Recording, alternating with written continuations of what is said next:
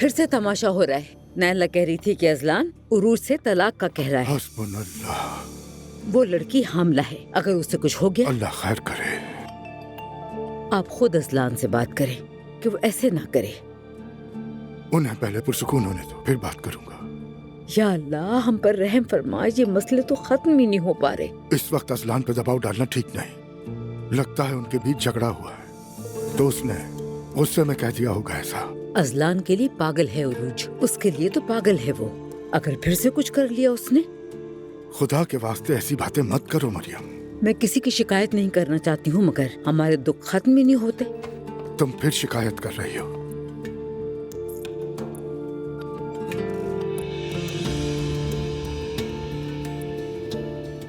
अब्दुल्ला साहब, कहो। आप अपनी बेटी को इस घर में क्यों लाए थे?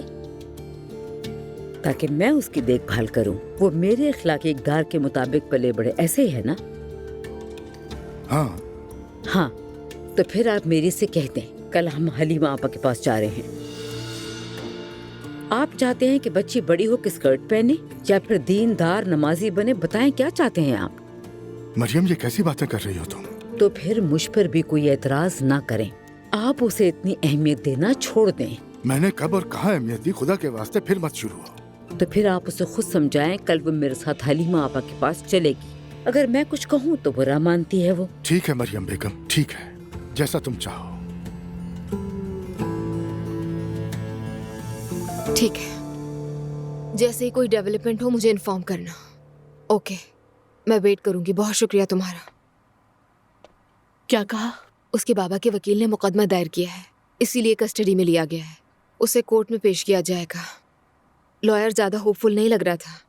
जेल होने के चांसेस हैं उसके। ये क्या कह रही हो तुम दुआ? मुझे तो यकीन नहीं आ रहा कि क्या हो रहा है। तुम्हें कभी किसी बात का शक नहीं हुआ? बिल्कुल नहीं। शारिक बहुत सीक्रेटिव आदमी है। विरासत के तो पूरे मामले से उसने बहुत दूर रखा था मुझे। बस इतना पता चला कि हमारा घर बिकने के लिए कहा है लोगों को। इससे तुम्हें तो कोई नुकसान नहीं होगा ना दुआ? अरे मॉम, कैसी बातें कर रही है? मेरा ताल्लुक तो दूर की बात, इल्म भी नहीं है मुझे। मैं तो फिर भी घबरा गई हूँ सुनकर। किसी पेपर पे साइन तो नहीं करवाया उसने? नहीं मॉम, और वैसे भी मैं बगैर पढ़े कोई दस्तखत थोड़ी करूंगी। ये भी ठीक है। तो फिर तुम वाकई तलाक के फैसले पर अब भी कायम हो दुआ? पहले से भी ज्यादा। अगर शारिक जेल चला गया तो फिर क्या होगा दुआ? कोई ना कोई रास्ता निकालेंगे। वकील से बात करूंगी, कुछ तो हो ही जाएगा। लेकिन अब मैं उसके साथ हरगिज नहीं रह सकती। मैं बहुत थक चुकी हूँ सबसे। खुद पर भी बहुत गुस्सा आता है। शायद मैं ही नहीं संभाल पा रही हूँ शादी के रिश्ते को। खुद को फौरन तुम कसूरवार ना ठहराओ दुआ।